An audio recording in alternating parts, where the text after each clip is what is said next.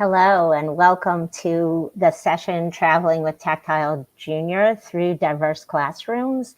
This is a do-it-yourself inclusive coding resource based on Scratch Jr. And it was created by Sistema TED in collaboration with the Scratch Foundation. And while we're waiting for everybody to come in, please enter into your chat your name, your city, and what kind of diverse learners do you have in your setting, your classroom or whatever. So please share that with the group as we're letting people come in so we know a little bit more about you. So today we're going to tell you a little bit about this amazing resource called Tactile Jr. And then we're going to take a tour through some classrooms throughout the world where the resource is used and hear from educators who actually use the resource in their classrooms. My name is Elisa Hozor. I'm from Maryland, and I met Roger and the amazing Tactile Jr. team through an organization called CS Access, which is a working group of the CSTA website organization, the Computer Science Teachers Organization, dedicated to accessibility in computer science education. If you're interested in being on our listserv, sticking the link to sign up in the chat. And I am going to, we're going to today hear from Roger and Maria, who are the co-founders and creators of Tactile Jr., as well as Lionel and Kathleen and Jordi and Marissa, who are all educators from the United States and from Spain. And we'll also see another video from Spain. So I am going to let Roger and Maria take it away and introduce you all to Tactile Jr. Okay, so thank you very much, Elisa, for this introduction. And we are going to introduce what is Tactile Jr. about. So Tactile Jr. is a new on open source and do-it-yourself resource that it was started in November 2020, and it was first public presented in 2022. And we are Sistema TED, that is a non-profit organization based in Barcelona, Spain. And we make teacher training, research, projects and events, and inclusive educational materials like Tactile Jr. and one that is related with microbit to make microbit more accessible, that we will tell you more about it around the next October. And we are so excited about it as well.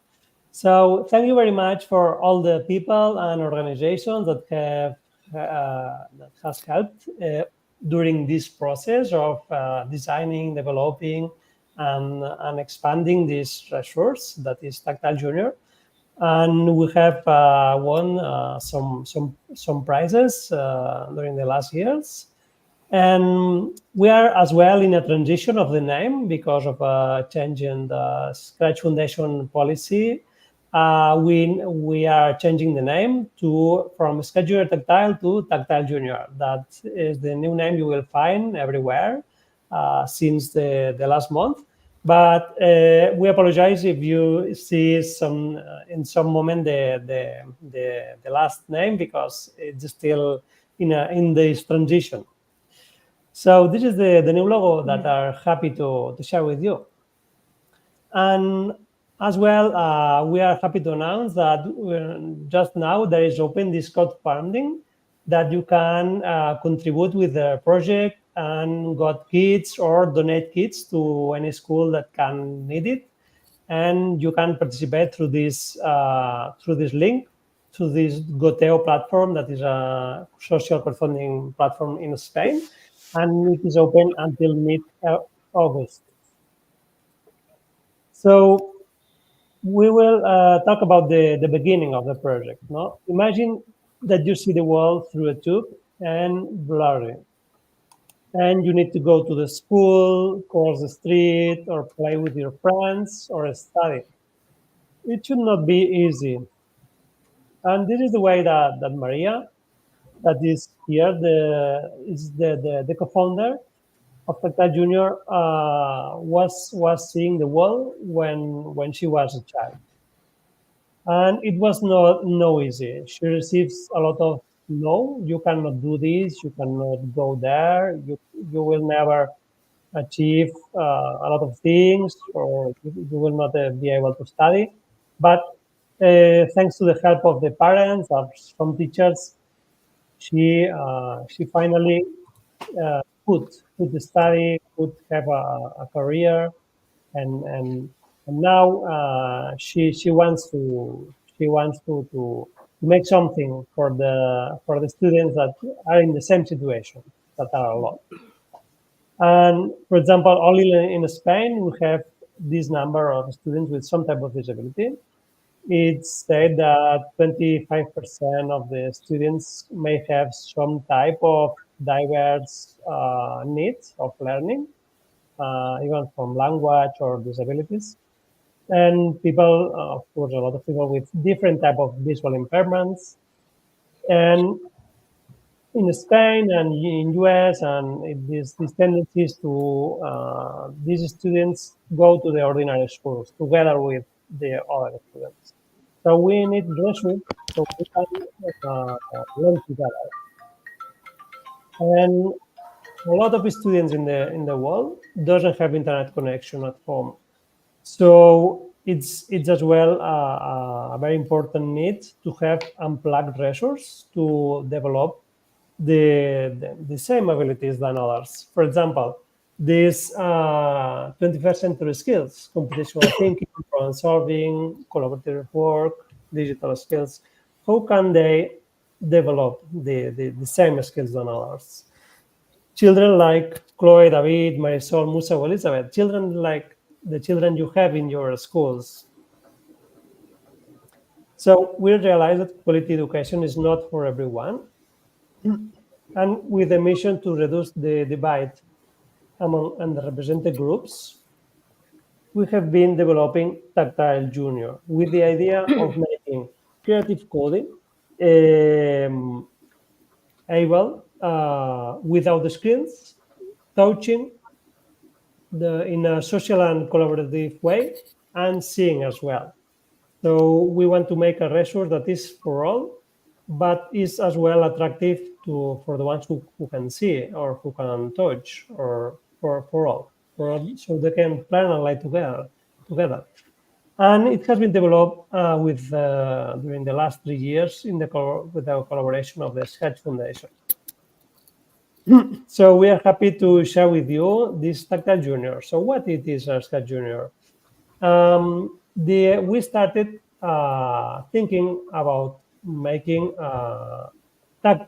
Scratch Junior more accessible, and we choose Scratch Junior because we don't need language. We don't need the language. No?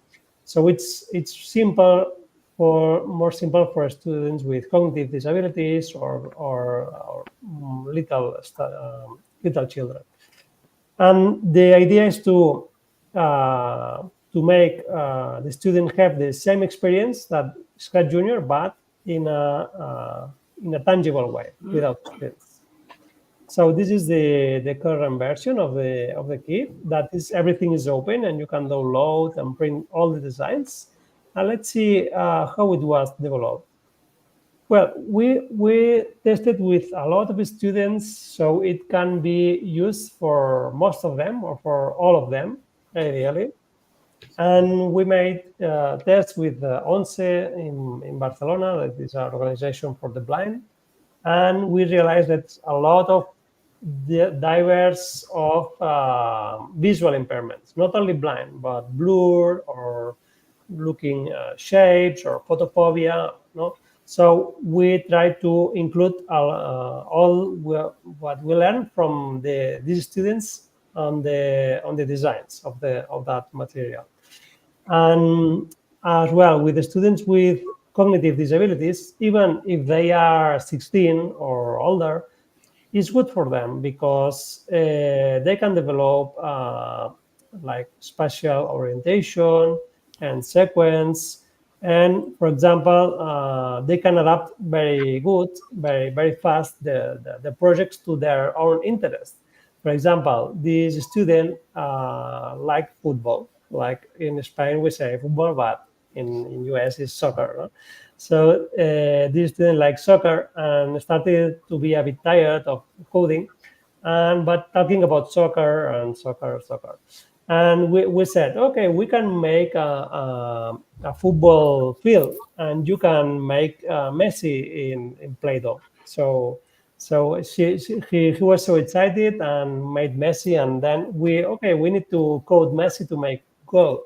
So it was a great moment. So the student wants to continue coding and to continue making the projects with Tactile. And then we tested with Chloe and David. They have motor disability and a bit of cognitive. And they have tried to use Scratch Junior in the screen, but it was very so difficult for them because everything is so small, and they cannot understand what's happening because it's very fast for them, the movement of the characters, and so. And but with Tactile Junior, they can understand the shapes and make the movements on their own pace, help with the help of the teacher, and then they can recreate the same in Scratch Junior, and they can do this. So it has been a great tool for them to develop these skills, and then can use the digital app as well. And as well, it's very important so they can feel represented. No, we make them choose a character, and Chloe said, okay, see, this character looks like me, no, and we think we need to represent more in the society the people with disabilities because we need to normalize more, no, everywhere, the films and everywhere. So students need to feel represented to feel engaged. And these are all the testings we have done during the last years with several students, teachers from different ages. And so it is not only for students with disabilities, but for all. So they can all play and learn together. It's following the 5 Ps of Scratch and the low floor, white walls, and high styling with the same philosophy, and following these powerful ideas of universal design for learning. That's the why. Have diversity of interests, have diversity of means of perception, and diversity of means of expression. So anyone can use different materials or activities and make it available so that the children can feel more engaged. And so let's see some short projects that are being created with Tactile Junior. So you can see some projects in special education that are teachers really like to adapt to the interest of each student the project, as this one that you can see here. In K6 education, you can see different projects, more advanced, and children can make their own characters using modeling clay. Or you can follow a book, for example, this story about the planet of fire we have on the website. And there's a lesson plan where you are reading the story and representing the story with the characters, and coding the characters. And this is a great way as well to mix with literacy. And for secondary school, high school, we can make more advanced projects. We can create the full kit but we can as well even improve it with technology. For example, we can design new characters in 3D, and you can use the micro:bit with conductive tape so to detect the position of a character and make sounds or count points. Or we can detect through different technologies the blocks through AI with teachable machine or similar tools or Husky Lens, and detect the blocks so we can like speak aloud these blocks in different language. And for the university, we can create, for example, these boards in another shape, like this one, this shape of an island, or these blocks that are has been cut in Quam in very big size, as you can see. Or these other projects that have been created in a library. And this has been created by students from 17 years old to detect the blocks using a camera. So only some short recommendations. It's good to have one kit every between 2 and 5 students, so they can learn collaboratively. This is better than learning alone. And we will recommend 5, 6 seats per classroom, or the half if you have the half of the classroom. We recommend to start with empathy activities. You can find in the website some of them, like closing their eyes with an eye mask, or making some other activities to empathize with people with disabilities. Then make activities in the big group, like in a circle, using the body or taking turns, and then invent a challenge in groups, like inventing a challenge or a story. The other student can create the backgrounds, and another one can code, and the other can execute and debug. So all can participate and collaborate. So the impact has been this that you can see in the screen during the last years. 800 educators and more than 250 kids donated. And in the website, you can see 6 starting activities, very open and easy to start, projects from the community, and some virtual books and lessons. So it's more than a resource. It's as well a global community, and we want to make awareness from the inclusion in the classroom for all the children and the teachers.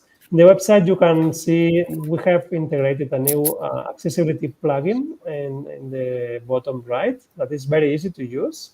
And this is the amazing users and views from all the world. We were so happy to share with you. And as you can see, from 77 countries. You can see in the website as well, everything is open and free. A fabrication guide, an accessibility guide for teachers, and a makerspace map. So you can find a makerspace near you and ask them so they can help you to make this resource for you, for your classroom, or for donating. And you can find 20 new characters that we uploaded last month, and 20 new backgrounds, so you can print very easy with your print paper that you have at home. And we have just opened the translator program, so we encourage you to have translating to your own language. So we are in the next month we will have more languages available for all. So we are open to collaborate, to donating kits, making research, training, or creating new resources for teachers. So please email us without any proposal that we are very happy to make together. And so all the children can learn, but it's everyone's task to make it possible. So thank you, and now it's a turn for Elisa and Lionel. Thank you. Thank you so much, Roger. That was a run through Tactile Jr. And I think one thing that Roger emphasized that I've seen too is that this is not only for students with disabilities, and that's what makes it so amazing, is that all students really benefit from this resource. So what we're going to do now is show a video by a teacher, and I'm going to mangle his name, but his name is Jesus Arbues and Marta Vega, and they are special education teachers, and Jesus was a visual arts teacher, and they taught at Canvilla School. And I think the video will speak for itself. So Matt, can you please play the video?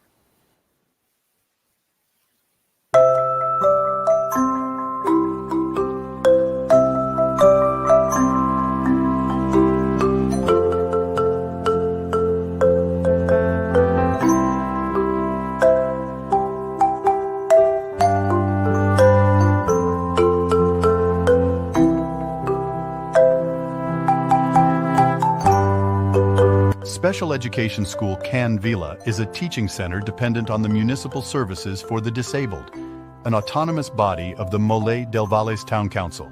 With a regional scope that takes in boys and girls with intellectual disabilities, a fact that requires attention in a center that has the specific and necessary resources for their care, the aim of the school is to achieve maximum autonomy in all aspects, both personal, social, and educational, of our students.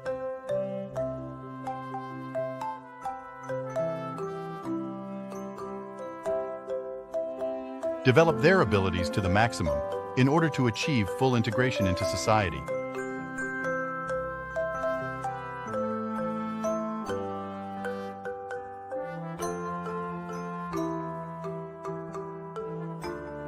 The ages of our pupils range from 3 to 18 years old, exceptionally up to 20 years old. The predominant type of disability among pupils is autism, 49%. And 25% of students have multiple disabilities. The etiology of the disability is diverse: cerebral palsy, encephalopathies, genetic syndromes, generalized developmental disorders, etc. Many of them with associated disabilities, whether physical or sensory. Robotics work at school. Since the pandemic, we have created the robotics group with students from the secondary department. It is a team made up of 6 students who lead a project throughout the course and who will then take it to the school robotics fair CodeBot, which takes place during June in Mollet del Valles.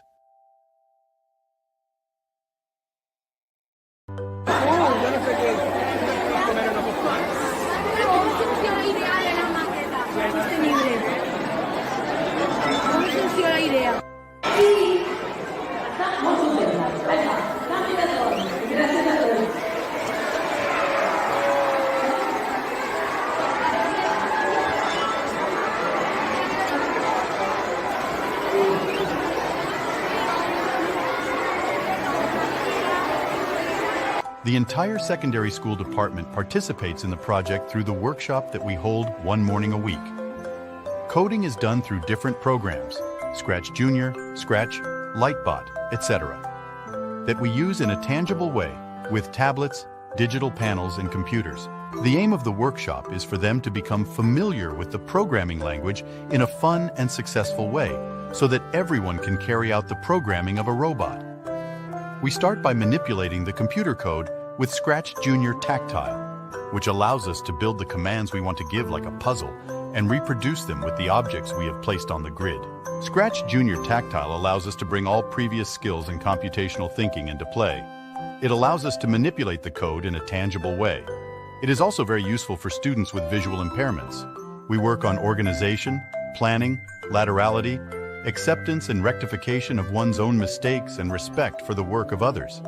We apply transversal skills, such as teamwork and communication, digital, mathematical, and personal skills.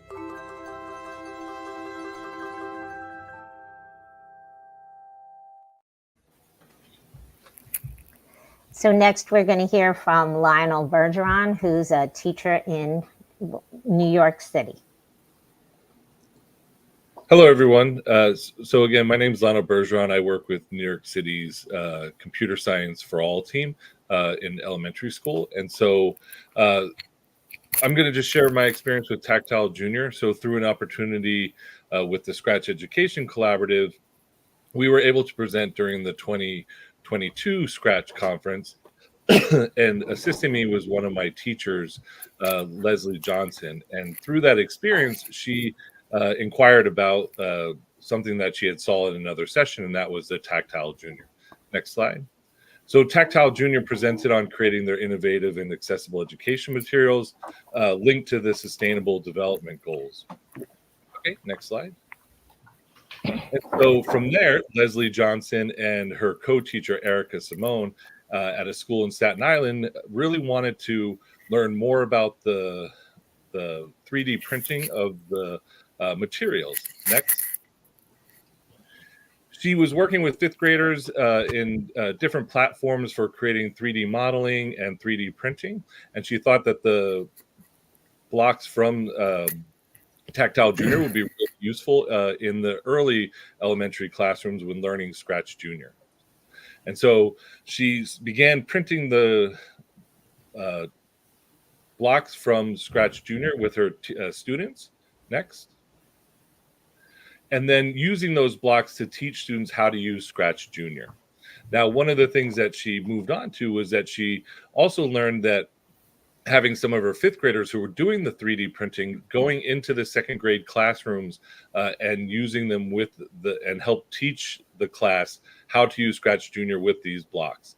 And from that experience, and it just happened to be serendipitous that she had a new student, Elizabeth, come to her classroom who was blind and not a native English speaker. Her native language was Spanish.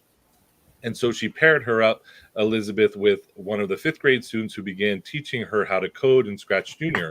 And from that experience, Elizabeth became really excited just about 3D printing in general. And it really drove her interest in wanting to learn more about that. In these pictures right here, you can see Elizabeth just with her hands on the 3D printer, feeling the vibrations as it's printing, as well as touching the filament to get a better understanding of what was being created. Next. And so through that experience, you see on the left there, the fifth grade student teaching Elizabeth how to use the blocks. And then on the right-hand side, the students, and I think this was brought up by Roger early, is like starting with those empathy lessons, began with using those lessons to help her classmates better understand the experience she was having with these blocks. Next. And through that work, these are the fifth graders that taught the second graders. They really formed a wonderful team and got really excited about using these resources from Tactile Jr. Next. And we were fortunate enough, and again, I just really love this picture because the fifth grade student and Elizabeth formed a really wonderful bond and friendship through this experience. Next. So this is from Leslie. It truly is an invaluable asset to use these manipulatives as it helps all students learn algorithmic design and computational thinking. Next. Whether learning 3D printing, helping fellow students with disabilities, or recognizing needs for accessibility, the opportunity provided the fifth graders with a student voice and empowerment that will last a lifetime. And I think that's a really valuable point, that it empowered the students not only to learn how to teach other students, but that what they were doing was meaningful for their classmates. And it really added to their understanding of the challenges of today and the roles of being the change for a better tomorrow. And I really love that quote, the change for tomorrow, from Leslie. Next. So from there, again, they were printing the 3D blocks. This is an example of it. Next. So, and then in January of 2023, Roger and Maria visited PS22 to share their work and see firsthand the amazing work of the students. And so here are some photographs of that visit. This is the class that they were able to join. Next. And you'll see Roger and Maria sharing their experience, sharing where it came from through Maria's experience of like wanting to learn how to code and using that experience to help build out the Tactile Jr. resources. Next. And then seeing firsthand the work of the fifth grade students helping the second grade students. Next. Again, just another photograph. See that? So second grade and fifth grade dual language students presented from there. One thing about the visit that I do want to share is that it was really meaningful for them because a number of the students in the class were Spanish speaking.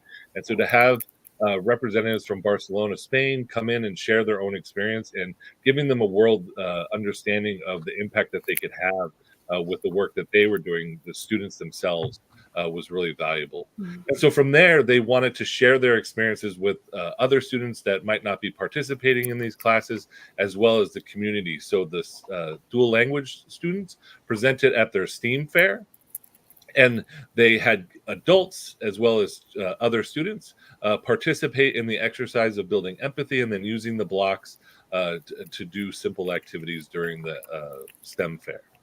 Next. And this is that team that was able to present their own experience. Next. Again, this is Leslie and Erica with their students. And then finally, students are continuing to create new backgrounds and stages for the sprites. It has been a wonderful partnership with the teacher, the students, the Computer Science for All team, as well as Tactile Jr. So the next page, you'll see some of the students developing their own backgrounds and stages. Next. And again, this is just a different vision. So you can see that they're taking this, what they've learned, and building out their own ideas and representation of the work.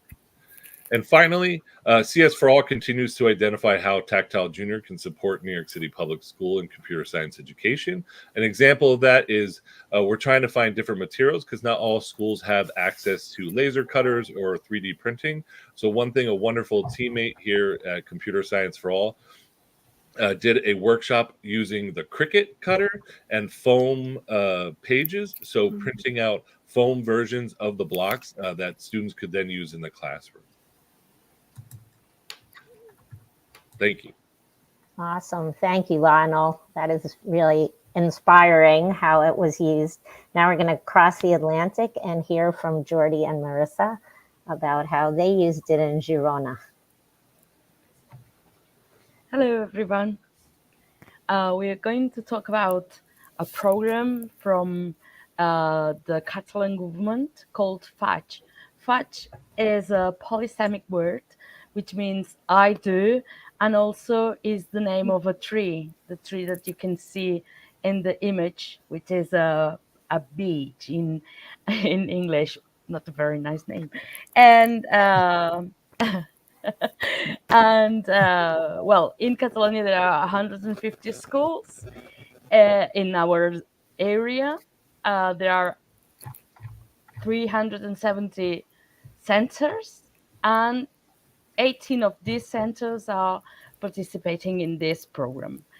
Jordi and I are digital mentors, digital advisors, and our mission is to help all the schools realize about the Tactile Junior. You know, it's like sometimes we tend to focus on computers, but it's very important for us that at the moment families are asking for no screens, that to give something else. And the Tactile Junior, we think it's a very good program.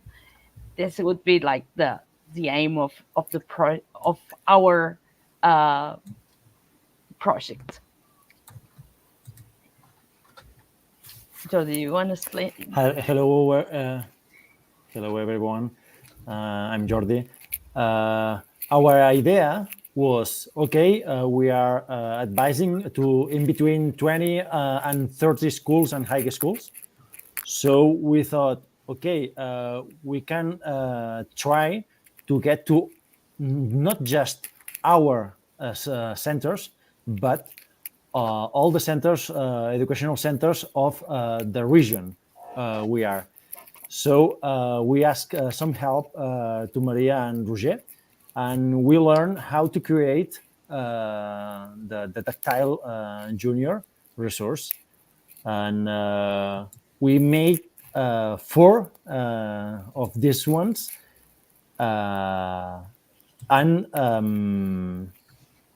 our idea is now, next year, we'll join all the advisors to show them how to create it, to be able that in all the regions with educational center resource, they all have at least one to be able to introduce this resource to all the centers. Yeah, next. Yeah, the aim is to spread the word.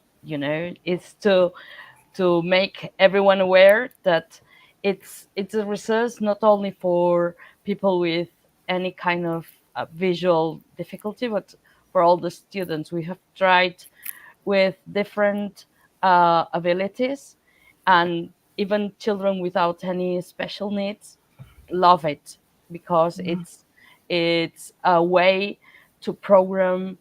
It's easy. They understand what they are doing.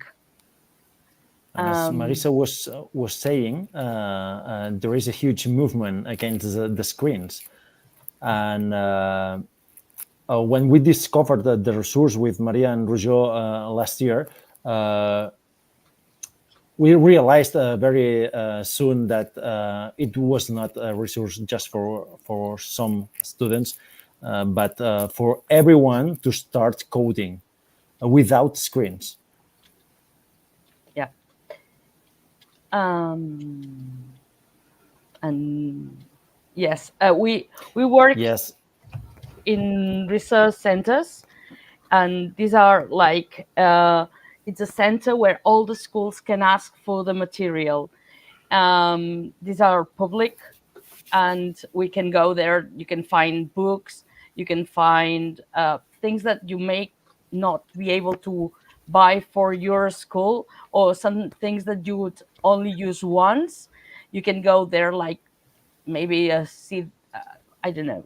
There are lots of resources, and we think that the Tactile Junior would be one resource that at least they could have one there to learn how to make the others through the 5 centers. And some curiosity is that these resource centers should have some budget to create or buy resources, but it's not like this. We are very limited. That's why our idea to use the 5 centers, they are very new.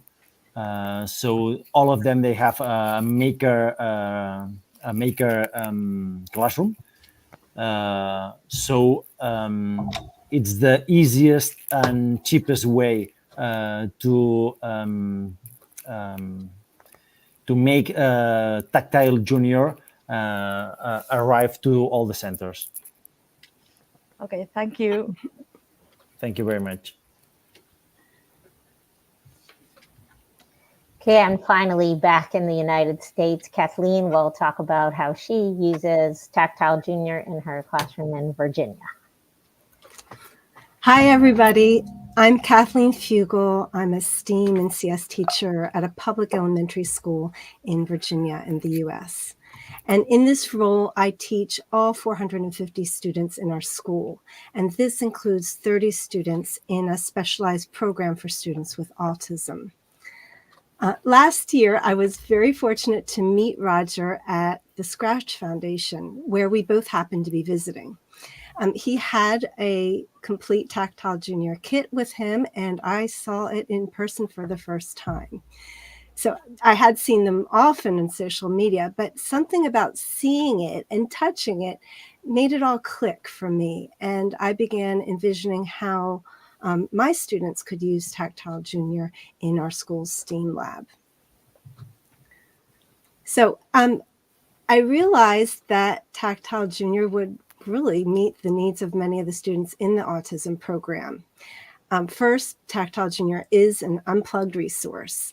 The image on the left shows the hands of a student moving blocks beside a Tactile Junior board. So it's accessible to all students, and this includes younger students who may not yet have computer skills and those who may have difficulty bringing up their devices to the STEAM lab. It's a tool that makes coding relevant for students. The image in the middle shows a group of students drawing with markers on paper. It incorporates creative activities like crafting and drawing, which they all love. And it involves imagining stories that are personally meaningful to them. Scratch Jr. also helps students build computational thinking, as we've already heard. The image on the right shows a Tactile Jr. board and blocks and some that are snapped together. Skills like algorithmic thinking and decomposition are so important, but not only to programming, also to students' other academic subjects, as well as their daily living. Next. So, creating the kit. When I first learned that Tactile Jr. is a DIY kit, I was so intimidated. I had no experience in 3D printing or in laser cutting. Then I remembered that there was a new maker space in our local library, our local public library, and that they had training, they had this equipment. So I signed up. And then I made an account on the Tactile Jr. website so that I could access all the files and resources. I first started with the board, and I decided that that was going to be laser cut. I wanted the top to be clear so that students' entire drawings could show through. And I wanted the bottom to be white so that it would not obscure any of those drawn backgrounds. Then I chose 3D printing for the blocks, and the image in the center shows those blocks, the variety of colorful Tactile Jr. blocks and an orange cat character. The 3D printing was somewhat easier since the library did the printing for me, but I still had to make a request for each print.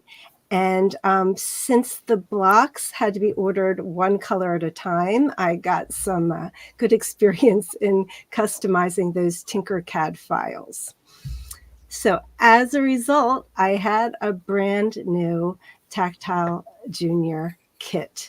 The image on the right shows a Tactile Jr. board with a clear top board, a student-created background, and a cat character.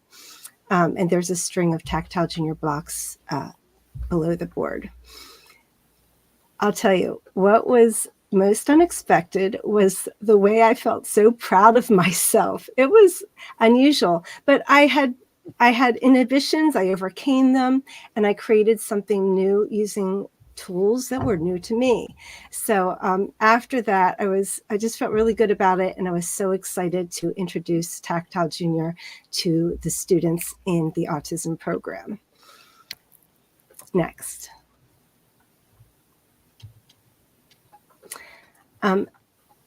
As the kit was introduced, I noticed a variety of reactions from our students. One of the reactions was curiosity, and you'll see the image on the left shows two students sitting near a Tactile Jr. board, one of whom is moving the orange cat character. The colorful blocks and drawings made some students wonder what is going on at that station. And so they approached, and then they just watched attentively as others coded. But another response was engagement. And the image in the middle shows two other students, one who is observing, but the other who is moving the orange cat character. Some of the students immediately were ready to dive in and give this a try. And this was especially true for those who had some background in Scratch or Scratch Jr. As students became familiar with Tactile Jr., a third response was celebration.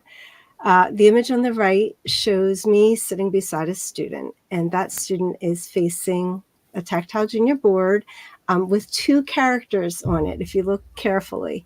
One is made of Lego and the other of cardboard.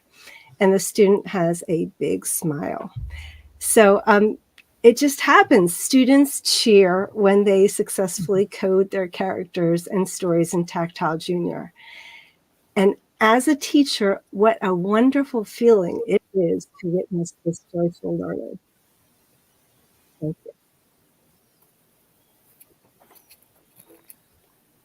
So Kathleen, there was one question for you. Which library were you working in? The library was it's in Arlington County, Virginia, and that's my home county. And it's the Central Library has a fantastic maker space. So anyone in Virginia, if you're near Northern Virginia, I recommend you check it out. Someone also noticed how creative you are, Kathleen. Thank you. There was also a question about the foam Scratch Junior pieces with the cry cut. And Roger posted a link in the chat. It's montessoritech.eu. And there's also 2D designs on the site for people to download. Fairfax County. Okay, it looks like we had two slides that are not visible, no? Because maybe we arrived to 100. Okay, no, just the last slide were only to remind you that we have this open call for collaboration, so we can make research projects, trainings, or creating teaching resources. And we have this crowdfunding open, so anyone can support the project and have one kit, or for you, or for your school, or for donating. So we encourage you to support in different ways. You can even create new characters, new backgrounds, new designs, and then share with the community. We will have a new website where it will be more easy to share projects and content with the community. So we will be happy to share with you. And finally, well, maybe it's the question time, no? Questions and answers. If you have, we are here to answer to the chat. I don't see any questions in the chat, but I'd like to know from the educators who've introduced it to young students, do you give them, like, how do you start them off with the tactile blocks? Do you just kind of put them out there? Do you give them a few at a time? How do you kind of explain it to them? So.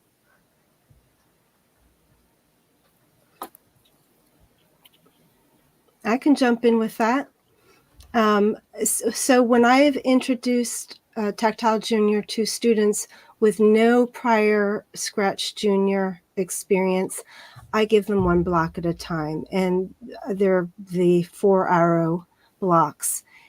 And they have their character. There'll be one character, maybe they've made it with Lego or they've made a cardboard cutout.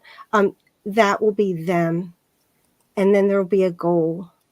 And that's it. So a lot of times no story, just to give them that experience of the directionals. And I found that that's enough, that once they get that, then we change and we give a name to that goal. And it's related to something that the student knows or does or loves. And then it goes from there.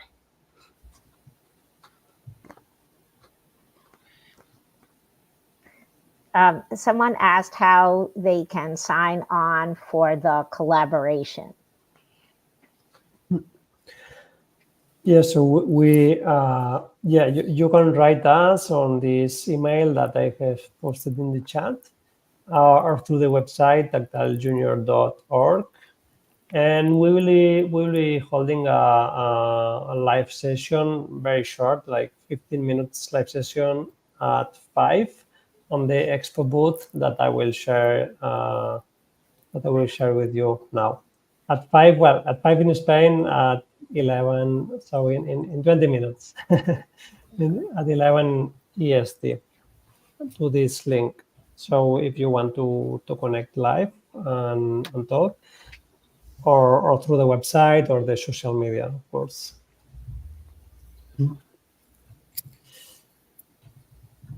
And so I just want to share something about like the collaborative process with Maria and Roger. It's been wonderful. As I mentioned during kind of the slides, that Leslie, the teacher that I work with, was very interested in their presentation, and she was asking, how do we connect with them? And I'm like, I'm not sure, let's just email them. And from that point on, it's just been a wonderful collaboration.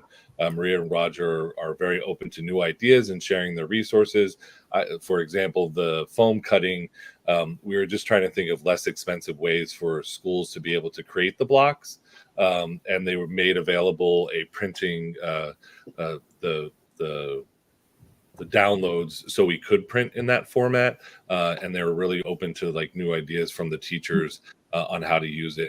And I think it was also just I need to thank them for visiting the school, because Staten Island is very far from Barcelona. So but it was a wonderful collaboration. So I do highly encourage people to reach out to Maria and Roger regarding the work that they're doing. Thank you, Lionel. Yeah, the aim of this project, and this project has been created with, as you've seen, with a collaboration from a lot of people, and anyone is bringing new ideas, and we are happy to introduce new ideas, to make it bigger, no?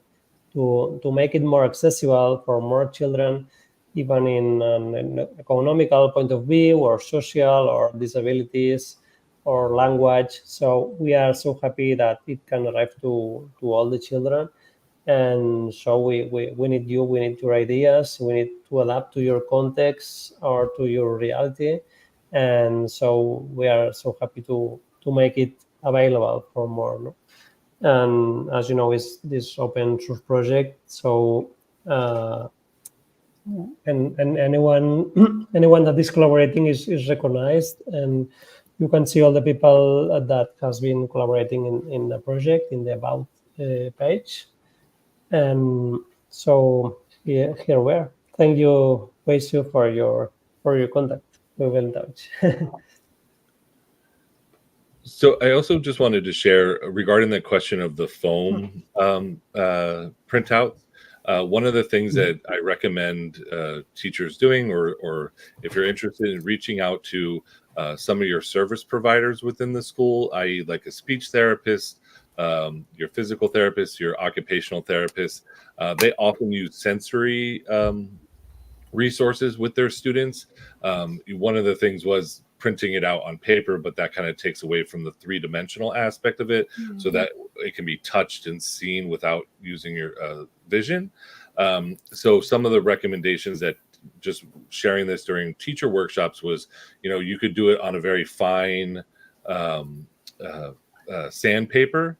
So you could actually cut out parts of the bricks on sandpaper. So even though it's not like really raised, you can feel the sensory and the difference of the blocks. So the block itself could be just on regular paper, but then using sandpaper for the specific direction, i.e. like the arrow or the flag. And so that way you can still feel a little bit of the actual block itself. So they come up with a lot of really wonderful ideas. And they're a really great resource for thinking through ways to access these resources from Tactile Jr. So. That's a great workaround if you can't make the raised ones. It's really clever. And it also helps promote within the schools that, often teachers or you're looking for additional resources. So you're saying, I would like to get a 3D printer, but you somewhat have to justify it. So being able to create something in a less expensive way to demonstrate the value of it in the classroom always helps to facilitate, okay, let's look into a Cricut cutter, then let's look into a 3D printer. So, and also to Kathleen's point, sometimes people are pushing into other classes. So materials you have to carry around a lot. So there's a lot of flexibility within the materials provided from Tactile Jr, as well as some of the lessons that they have can be adapted. I think that's one thing to notice on their website is they have a way of creating your own lessons related to the books and that's where those students are coming up with their own ideas for different backgrounds and different characters. So. Yeah, Holly is commenting about the teachers, no? Yeah, I think as well for teachers has been a good resource to start with coding, because sometimes teachers are afraid of coding, are in panic when you tell the word coding or robotics. So it's been it has been used as an initial way to code, and it's tangible and collaborative. So you need to talk, you need to make agreements with others, to invent a story together, and then to execute and debug together. So it's like these complex concepts can be find that are easy and intuitive for all, and even for teachers. So they can lose the fear to start and make it in a creative way. So, well, thanks for your comments in the chat. It looks like we have a couple of minutes now before ending the session. Roger, Patrice asked, where is the file to create the phone pieces? I think that's the 2D. Yeah. Yeah, you can download from the web page. Once you register on the web page, I've been sending you the link again. Here you can download both 2D files for FWAM or LaserCAD, or the 3D files for 3D printing. Sorry, it has not been said here. You can download. Let's see. I'm sending. It doesn't allow me to send the. Yeah. I don't know why.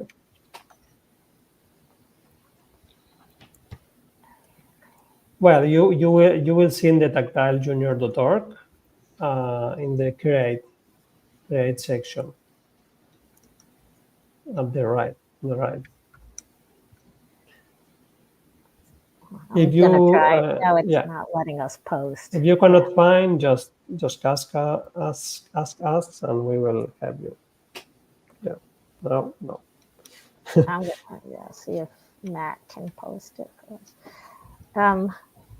If anyone creates blocks using the SVG files on a CryCut, you'll need a deep blade to cut through the phone. Thank you, Nadia. And Ruben, you asked where to register. What do you want to register for? Yeah, just on the website, tactilejr.org. You can register there and download the designs. Okay. Yeah. Thank you, Matt. I want to give a shout out to Nadia in the chat. That's my coworker who actually ran the workshop with the crickets, and so I'll speak with her later to hopefully kind of come up with a kind of just simple one-page guide on how you can do it with the cricket based off of the work she did with teachers. So she's the fabulous crafter with the foam blocks. So. Yeah, we are publishing as well some guides for the fabrication, and we will be happy to share as well Lionel blogs with WAM when they have all this set, so we can explain some little changes maybe you have to do for different machines or different contexts. No? So yeah, anyone can share your own photos and tutorials or lesson plans. So well, it looks like we are at the end. No, so thank you very much to all. And Elisa, thank you, Elisa. Maybe you want to make the final closure.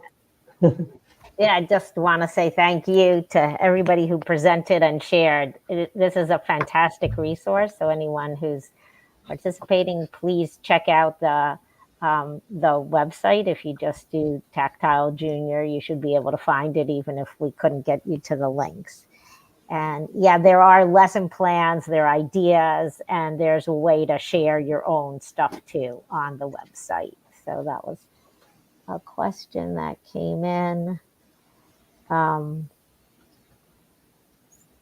So this is a tactile, it's not a screen-based program. So I'm not sure if that was your question, Tarek, but I think we're at time. So thank you, everybody.